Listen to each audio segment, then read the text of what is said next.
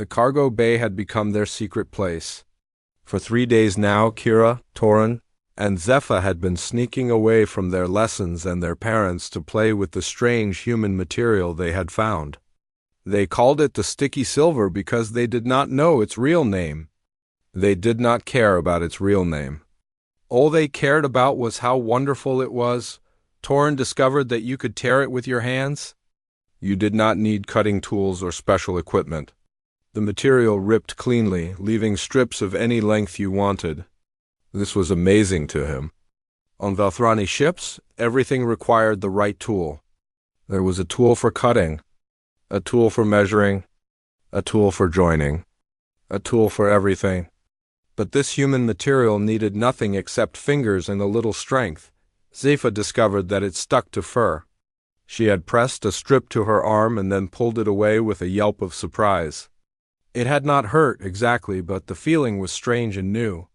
Now she liked to stick small pieces to her fur and then peel them off, making little sounds of delight each time Kira discovered that you could use it to build things. She had started by sticking strips to the floor in straight lines. Then she had layered strips on top of each other, creating thick bands that held their shape. Now she was thinking bigger thoughts. She was thinking about what she could make with this wonderful stuff. On the 4th day, she gathered her friends and announced her plan. "We are going to build something," she said. "Something real. Something that the adults will see and admire." Torin tilted his head.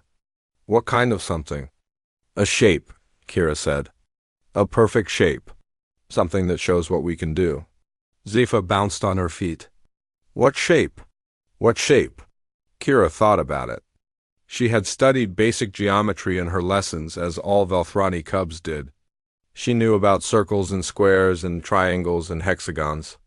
She knew that the Velthrani valued geometric perfection above almost everything else. A perfectly constructed shape was a sign of intelligence and skill. Adults spent years learning to create them. A triangle, she decided. 3 of us, 3 sides. It is perfect. The others agreed. They did not know how hard this would be. They did not know that Velthrani students typically did not attempt perfect triangles until they were much older, using specialized tools and computer assistance. They were just cubs with a roll of sticky silver and too much curiosity for their own good. They began working immediately. Kira took charge, directing the others with the natural authority of an eldest child. She measured the first side by walking from one point to another, counting her steps. Then she had Torin do the same for the second side, making sure he took steps of the same size. Zephyr was too small to help with measuring, so she was given the important job of holding the tape roll. "Okay," Kira said. "We start here." "Zephyr, give me tape." Zephyr handed over the roll with great ceremony. Kira pulled out a long strip and pressed one end to the floor. She walked backward, letting the tape unspool, and pressed the other end down at what she hoped was the right distance. The strip lay flat against the smooth surface, silver gray and shining. "First side done," she announced. Torin looked at it with critical eyes. "It is not straight?" He was right. The tape had a slight curve in the middle where Kira's hand had wavered. She frowned and pulled it up. The tape came away cleanly, leaving no mark on the floor. This was another wonderful thing about the human material. Mistakes could be fixed. You could try again and again until you got it right. They tried again. This time Torin helped by standing at the far end and guiding Kira's path with hand signals. The second attempt was better, but still not perfect. The third attempt was worse. The fourth attempt made Zephyr laugh because Kira got so frustrated that she wrapped the tape around her own arms by accident. "This is hard," Torin admitted. "We just need practice," Kira insisted, untangling herself. "The humans make this stuff. They must use it for building. We just need to figure out how." They kept trying. By the end of the first hour, they had learned several important things. The tape needed to be pulled tight to stay straight. The ends needed to be pressed down firmly or they would lift up. Working together was easier than working alone. And Zephyr was very good at tearing the tape into the right lengths, Even with her small hand stopped by the end of the second hour, they had completed one side of their triangle. It stretched across the floor in a nearly perfect straight line, silver and gleaming. The cubs stood back and looked at it with pride. Beautiful, Zephyr breathed. 2 more sides to go, Kira said. And they have to be the same length. And the corners have to be the right angle. This was the hard part, and they knew it. Creating a triangle was not just about making 3 lines. The lines had to be the right length, and they had to meet at the right angles. For a perfect equilateral triangle, all 3 sides had to be exactly the same. And all 3 corners had to be exactly 60 degrees. The cubs did not have measuring tools. They did not have angle calculators. They did not have any of the equipment that Velthrani students normally used for geometric construction. All they had was tape and their own eyes and hands. How do we know if the angle is right? Torin asked. Kira did not have a good answer. She had learned about angles in her lessons, but learning about something and actually doing it were very different things. She thought about what she knew. A 60-degree angle was smaller than a right angle, but bigger than a very sharp point. It was the angle you got when you divided a circle into 6 equal pieces. We will have to guess, she admitted. And then adjust until it looks right? They started on the second side. Kira began at the end of the first line and walked at what she hoped was the correct angle. Torin watched from a distance and called out directions. Too far left. Too far right. A little more? No, that was too much. Back the other way, the process was slow and frustrating. The cubs made mistakes. They argued. Zephyr got bored and started playing with loose strips of tape, sticking them to the walls and then pulling them off again. Torin wanted to give up and go find something else to do. But Kira refused to quit. She had started this project, and she was going to finish it. By the time the second side was done, all 3 cubs were tired. Their fur was dusty from sitting on the floor. Their hands were covered with tape residue. But the second line stretched across the cargo bay, joining the first at what looked like the right angle. 1 more, Kira said. Just 1 more. The third side was both the easiest and the hardest. Easiest because they now had 2 endpoints to connect. Hardest because any errors in the first 2 sides would become obvious when they tried to close the triangle. If the angles were wrong or the lengths were unequal, the third side would not fit properly. Kira started at one end. Torin stood at the other. Zephyr sat in the middle of the incomplete triangle, watching with her big golden eyes. Kira pulled the tape slowly, carefully, keeping it as straight as she possibly could. Step by step, she walked toward Torin. The tape unspooled behind her, silver gray and shining. She reached the corner. She pressed the tape down. The 3 cubs held their breath and looked at what they had made. It was a triangle. A real triangle, made of silver tape, stretching across the cargo bay floor. The sides looked straight. The corners looked sharp and clean. It was not perfect, not by Velthrani standards, but it was recognizably a triangle. We did it, Torin whispered. It is beautiful, Zephyr said again. Kira felt a warmth in her chest that she could not name. Pride, maybe satisfaction, the feeling of making something with your own hands, without help from adults or tools or machines. She had never felt anything quite like it before. They stood there for a long moment, admiring their work. The silver tape caught the cargo bay lights and seemed to glow. The triangle looked almost alive, like it was more than just sticky material pressed to a floor. It was a symbol of what 3 small cubs could do when they set their minds to something. The adults should see this, Torin said. Kira nodded slowly. Yes, they should, but something made her hesitate. The adults might not understand. They might see 3 cubs who had taken human property without permission. They might see a mess that needed to be cleaned up. They might not see the beauty of what the cubs had created. Tomorrow, Kira decided. We will show them tomorrow. Let us just look at it a little longer first. The others agreed. They sat down on the floor, inside their triangle, and looked up at the cargo bay ceiling high above. They talked about what they had learned. They laughed about their mistakes. They made plans to build other shapes, bigger and more complex. They did not know that their simple project was about to change everything. They did not know that their triangle was more perfect than they could possibly imagine. They did not know that their discovery would soon draw the attention of scientists and scholars across the entire ship. For now, they were just three cubs who had found a roll of tape and made something wonderful with it. And that was enough. The Velthrani diplomatic vessel drifted through the quiet darkness of space, like a silver needle threading between stars.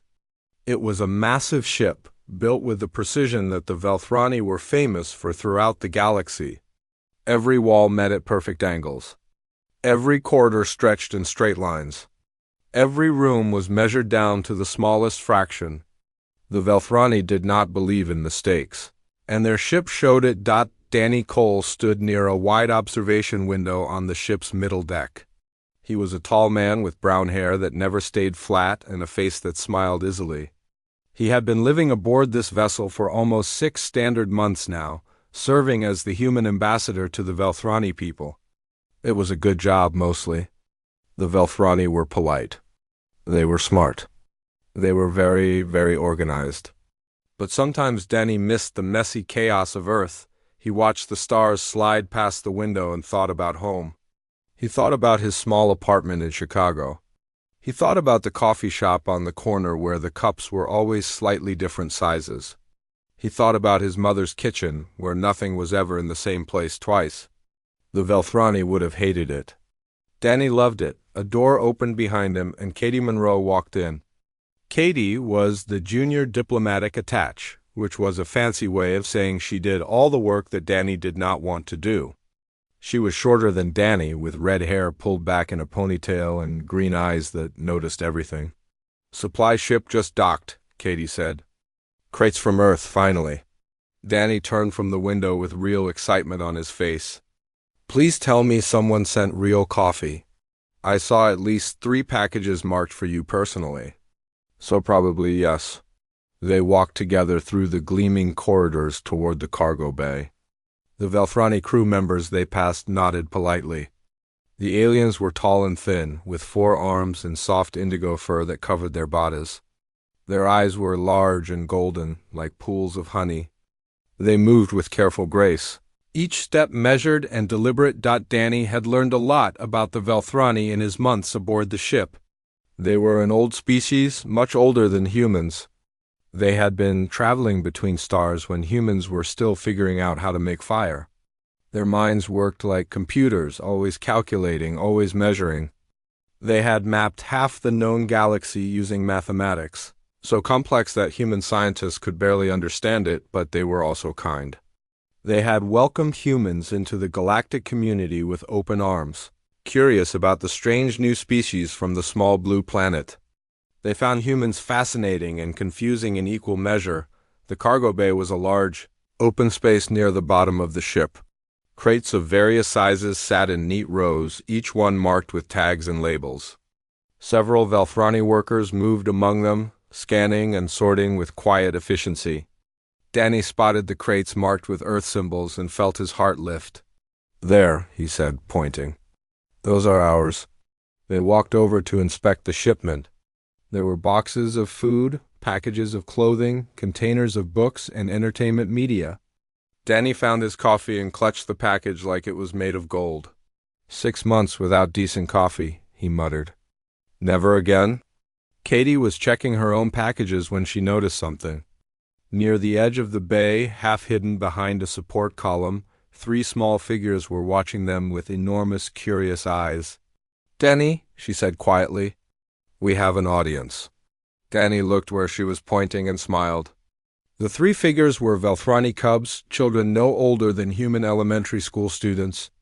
They had the same indigo fur as the adults, but their features were softer, rounder.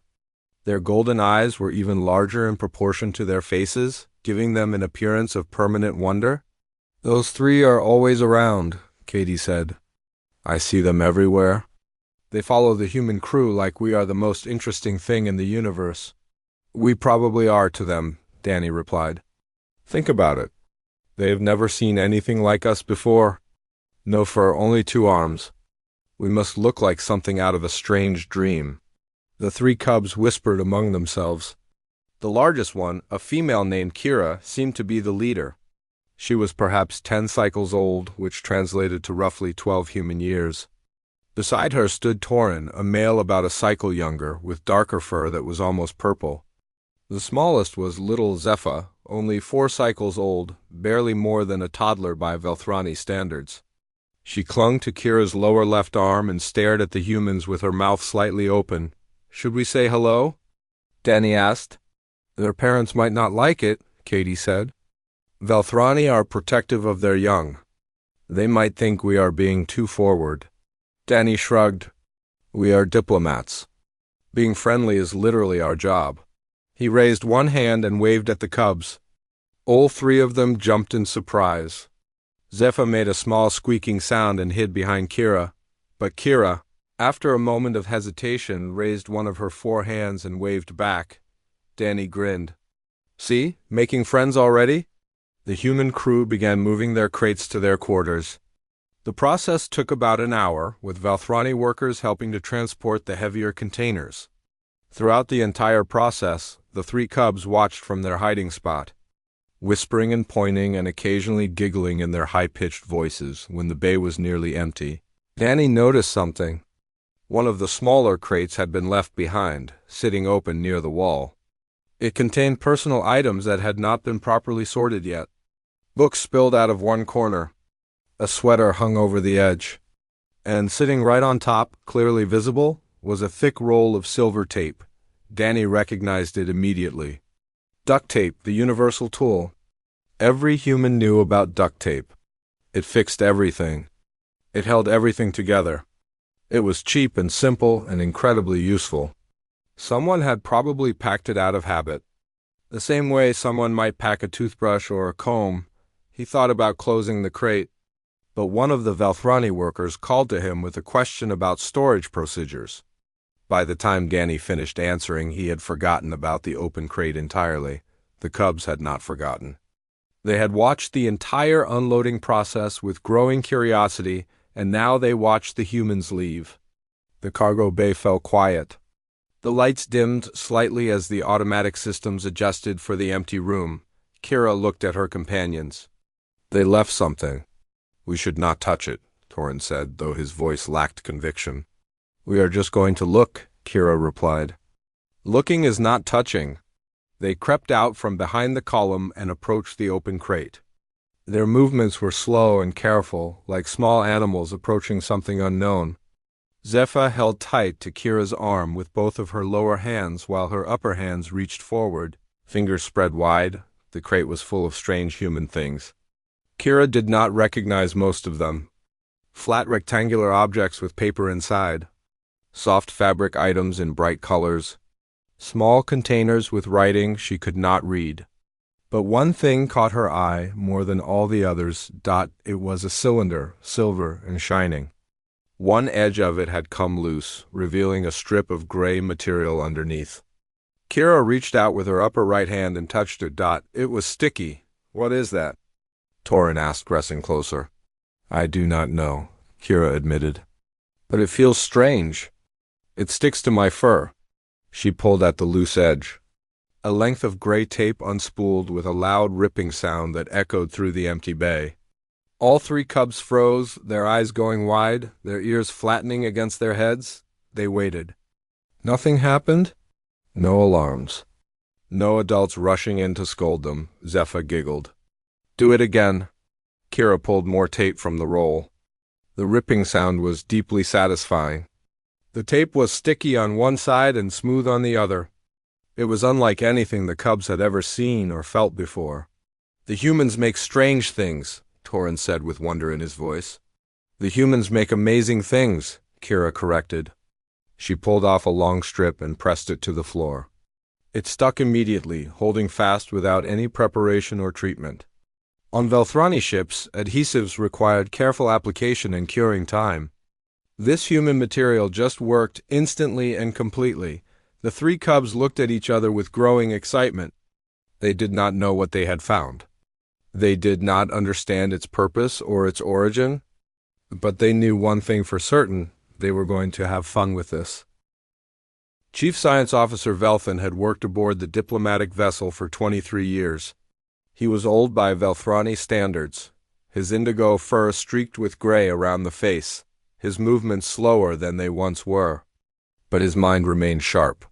His eyes remained keen, and his optical implant, a small device embedded behind his left eye, could measure angles and distances with perfect accuracy. He had come to the cargo bay to inspect a reported malfunction in the environmental systems.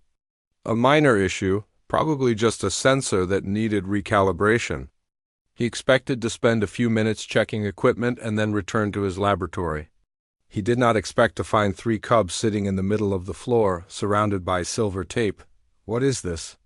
he asked, his voice echoing in the large space. The cubs scrambled to their feet. Kira stood in front of the others, trying to look brave. Torin shuffled his feet nervously. Little Zephyr hid behind her companions, peeking out with one golden eye. "We made something," Kira said. Her voice was small but steady. "We did not mean to cause trouble. We just wanted to build." Velthan looked down at the floor. He saw the triangle immediately. Silver tape stretched across the smooth surface, forming 3 connected lines. His first thought was that it was a mess. His second thought was that the lines looked surprisingly straight. His third thought made him stop breathing for a moment. His optical implant was giving him readings. Automatic measurements that scrolled across his vision in small green numbers. The first side was 1.7 meters long. The second side was 1.7 meters long. The third side was 1.7 meters long. Each measurement identical to the 100th decimal place. That was not possible. He must be seeing things. He blinked and commanded the implant to measure again. The numbers came back the same. He measured a third time. Same result. His old heart began to beat faster. The angles. He needed to check the angles. The implant measured each corner of the triangle. The first angle was 60.00 degrees. The second angle was 60.00 degrees. The third angle was 60.00 degrees. Perfect, absolutely perfect. Not a fraction of a degree off in any direction. Velthan felt his legs go weak. He sat down heavily on a nearby crate, still staring at the triangle on the floor. "How?" he whispered. "How did you do this?" Kira looked confused. "We just used the tape. We pulled it straight and pressed it down. It took many tries. You used no measuring tools? No computer assistance? No guidance from adults?" "No," Torin said. "We did it ourselves. Just the 3 of us." Velthan shook his head slowly. In all his years of scientific work, he had never seen anything like this. He had spent decades studying mathematics and geometry. He knew exactly how difficult it was to construct a perfect equilateral triangle. Velthrani students trained for years before attempting such a feat, and even then they used specialized equipment and computational aids. These cubs had done it with tape. Simple, crude human tape. They had done it by eye, by feel, by instinct. And they had achieved mathematical perfection without even understanding what they had accomplished. "Stay here," he said. "Do not move. Do not touch anything."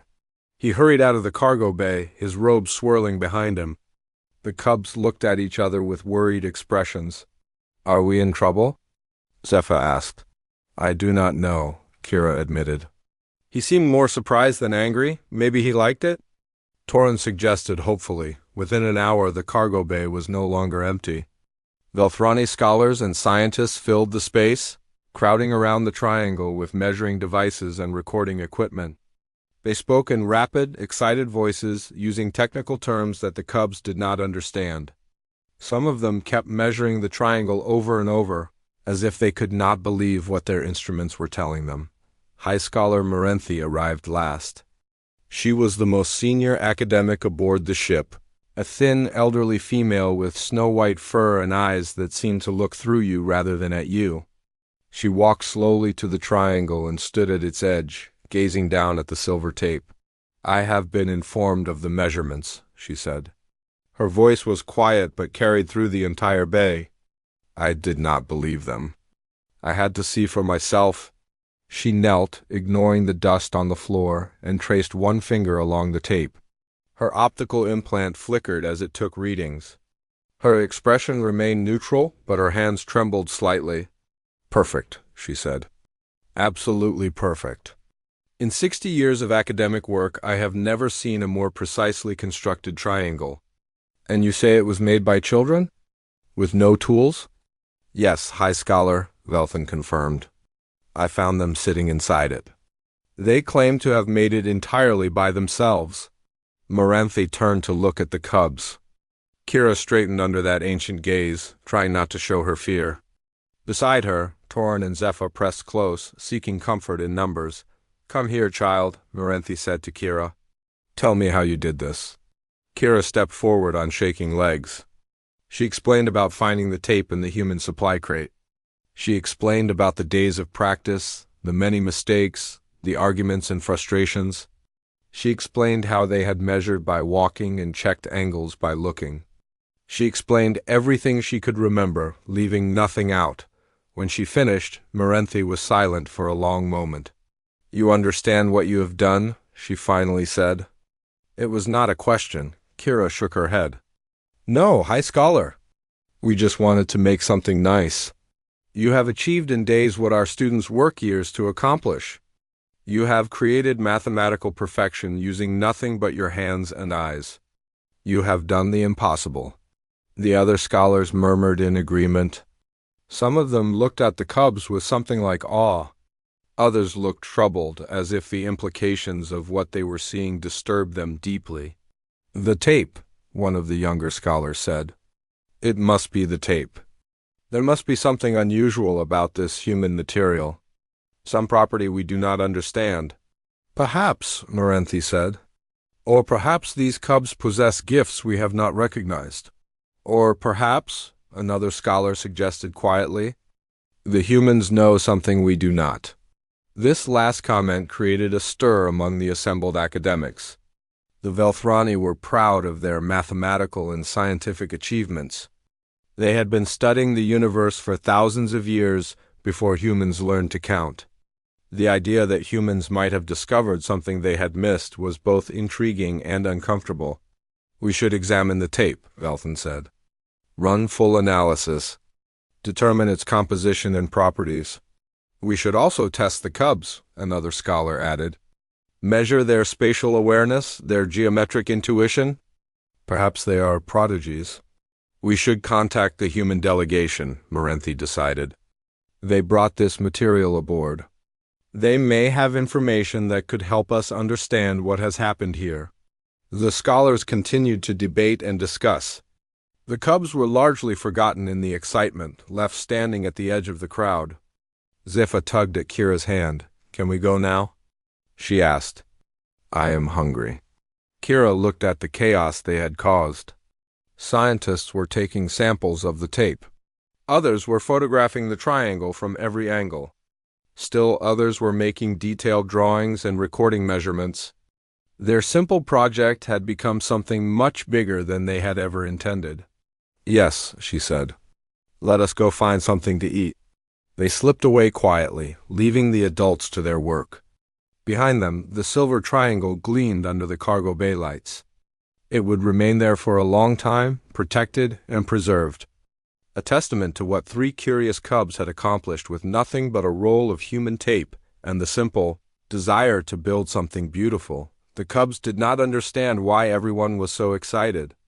They had just made a shape. Anyone could make a shape. All you had to do was try, but the adults understood. They understood that what the cubs had done should have been impossible. And when impossible things happen, it means that something in the universe has changed. The question was whether the change had come from the tape, from the cubs, or from somewhere else entirely. And finding that answer would occupy the best minds on the ship for many days to come. Danny Cole had been having a very good morning. His earth coffee was fresh and hot. His messages from home were filled with pleasant news. The Velthrani ambassador had complimented his work at breakfast. Everything was going exactly right. Then the summons came. He found himself standing in the cargo bay with Katie Monroe. surrounded by more Velthrani scholars than he had ever seen in one place. They were all looking at him with expressions that ranged from curious to concerned to something that might have been hope. It was deeply unsettling. "Ambassador Cole," High Scholar Morenthi said, "thank you for coming. We have questions about this." She gestured to the floor. Danny looked down and saw a triangle made of silver tape. It took him a moment to recognize what he was seeing. Duct tape. Someone had used duct tape to make a shape on the floor. "Okay," he said slowly. "What exactly am I looking at here?"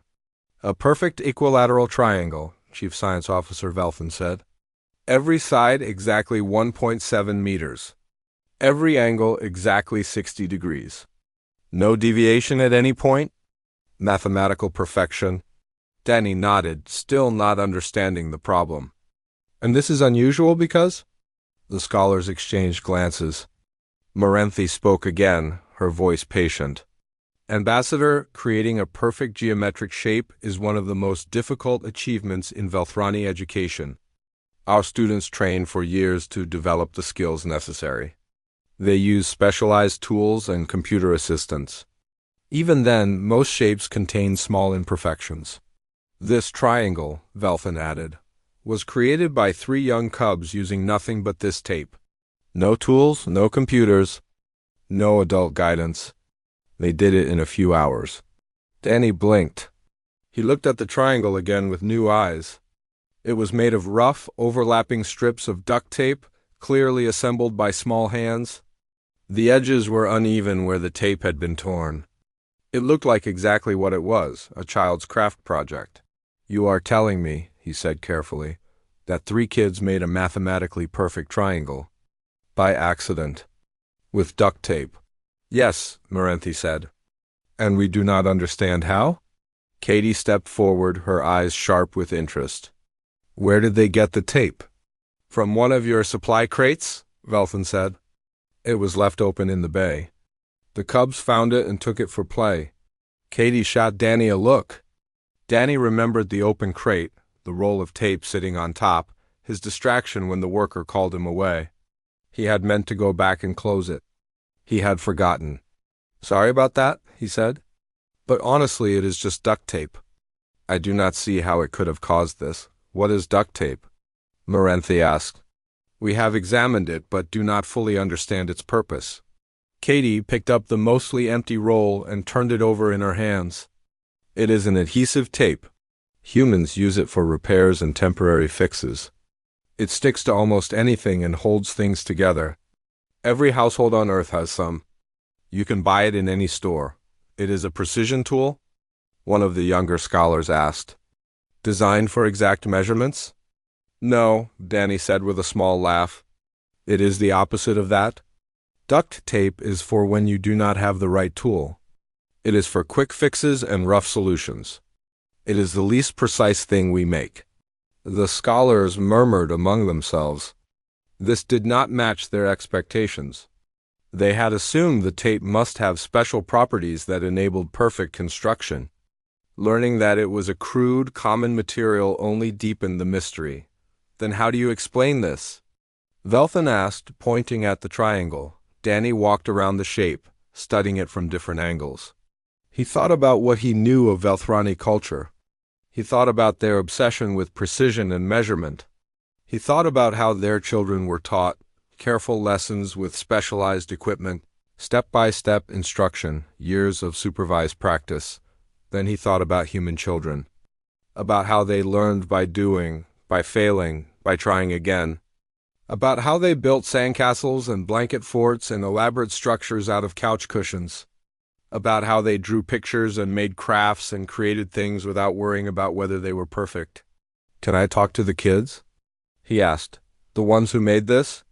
Morenthi nodded and sent someone to fetch them. A few minutes later, Kira, Torin, and Zephyr were brought into the cargo bay.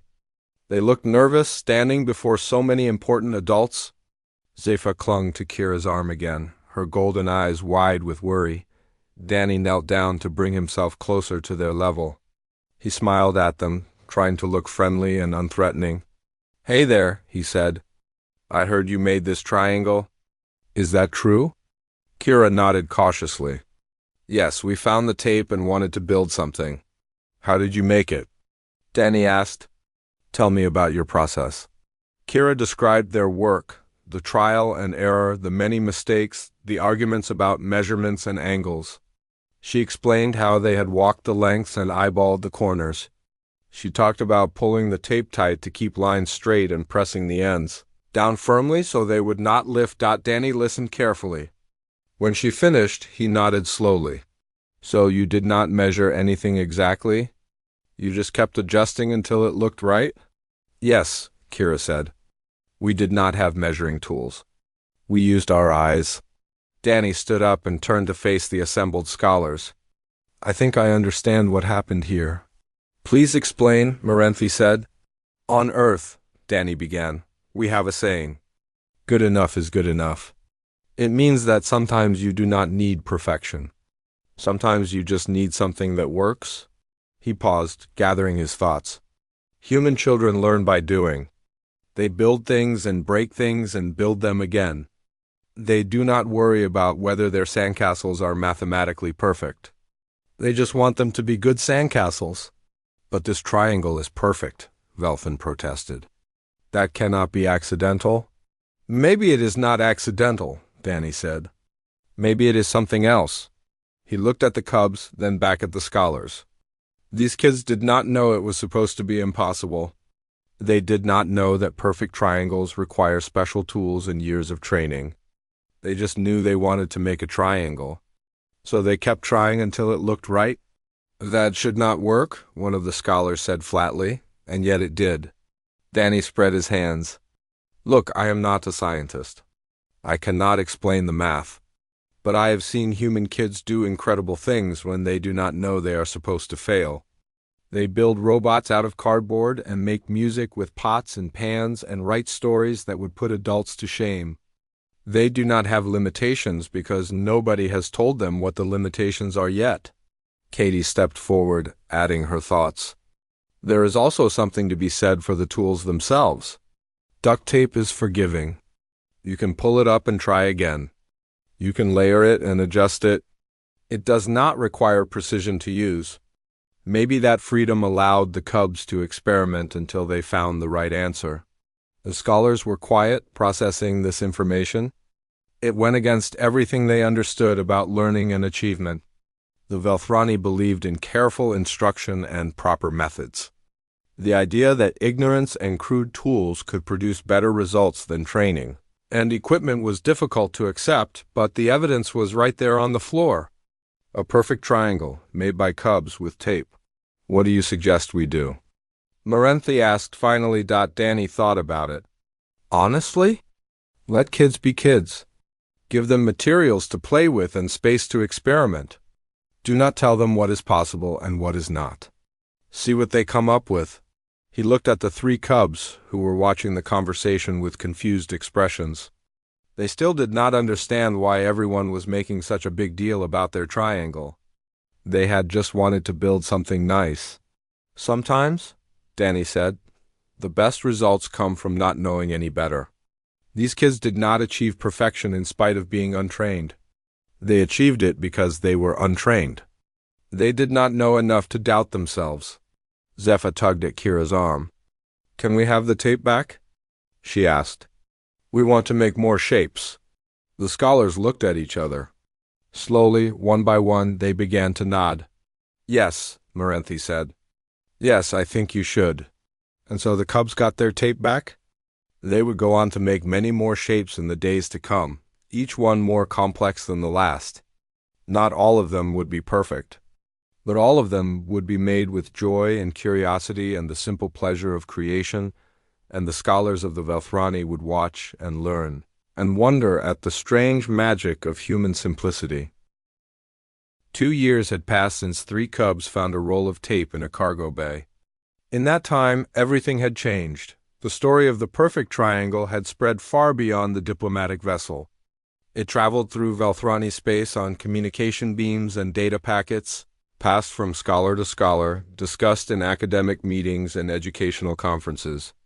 What began as a curiosity became a phenomenon. What became a phenomenon became a movement.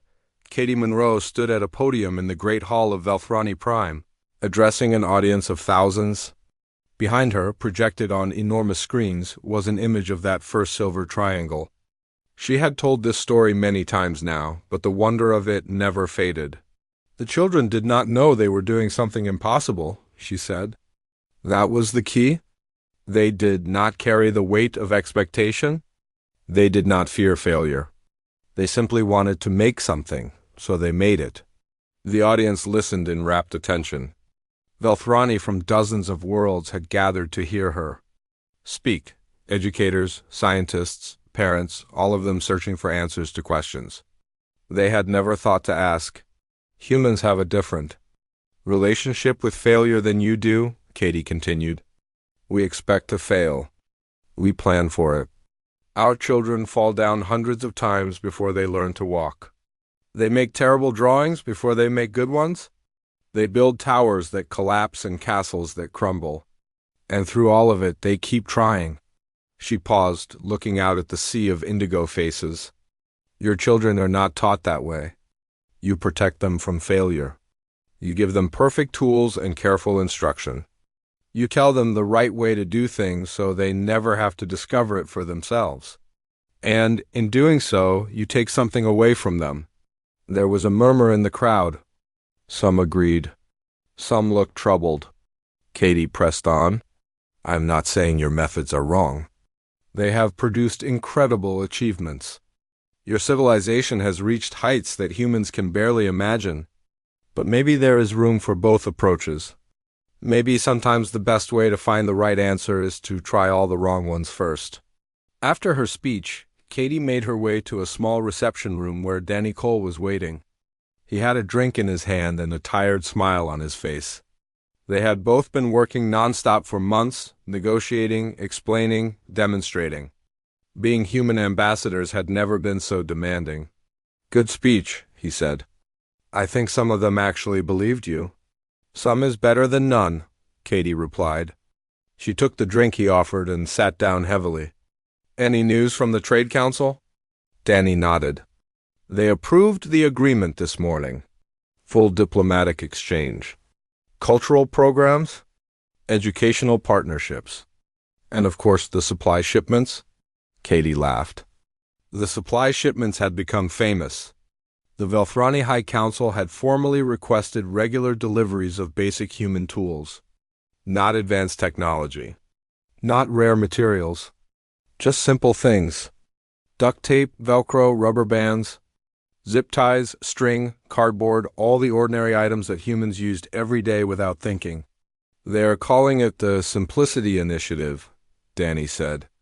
Official government program. They want to study how we use these things and whether their children can learn to use them too. Have you seen the reports from the test schools? Katie asked. I have. The results are remarkable. Across Velthrani space, experimental programs were introducing human materials into children's education. Cubs were given boxes of simple tools and told to make things. Anything they wanted. No instructions. No guidance. Just materials and imagination. The results varied widely. Some cubs made nothing at all, too confused by the lack of direction. Others made simple objects that fell apart immediately. But some, a surprising number, made things that amazed their teachers.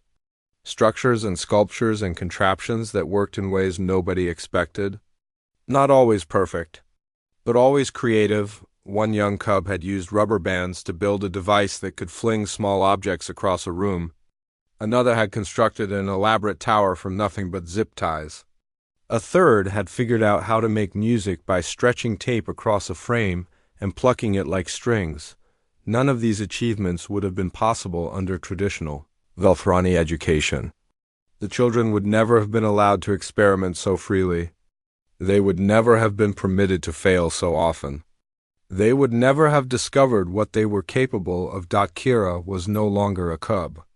At 12 cycles old, she was approaching adulthood, her body taller and her face more angular. But she still kept the empty tape roll in her room.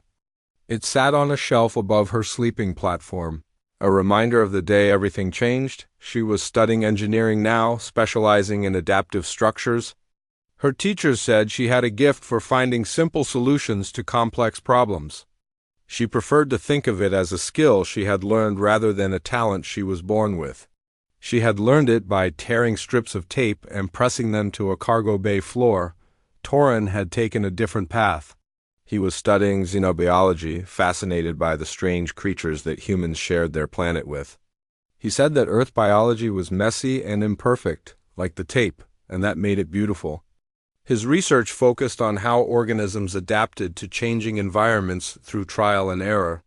He saw the same process everywhere now. Little Zephyr was not so little anymore. At 6 cycles old, she was in primary school, already known among her teachers as a troublemaker. She asked too many questions. She refused to follow instructions exactly. She was always trying to find her own way to do things. Her parents worried. Kira told them not to. She is learning the most important lesson, Kira said. She is learning that rules can be broken if you have a good reason. She is learning that there is more than one right answer. The diplomatic vessel still flew between stars, carrying ambassadors and scholars and hopeful children of 2 species. The cargo bay where the triangle had been made was now a memorial of sorts. The original shape was still there, preserved under clear protective coating. Visitors came from across the galaxy to see it. Danny Cole sometimes visited the memorial late at night, when the corridors were quiet and the bay was empty. He would stand at the edge of the triangle and think about how strange the universe was. A roll of tape, a few curious children, and the entire future of 2 civilizations had shifted because of it. Humans and Velthrani were learning from each other now, in ways that would have seemed impossible before.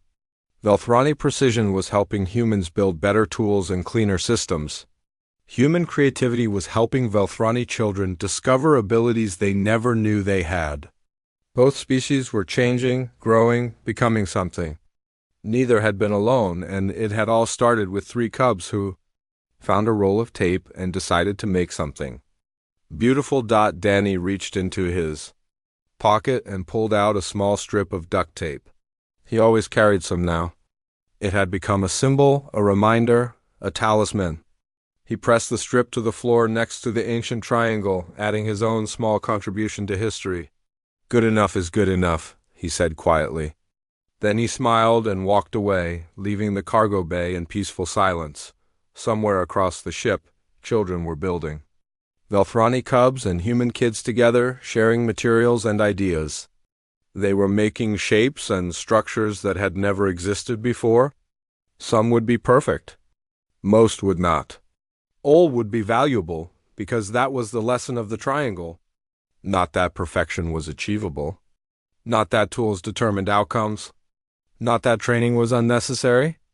The lesson was simpler than all of that. The lesson was that anyone could make something wonderful if they simply tried, and throughout the galaxy, for generations to come, children would look at a roll of tape and see not just an adhesive. They would see possibility. They would see potential. They would see the beginning of everything they might become, all because 3 cubs found a roll of tape and taped themselves into a perfect triangle.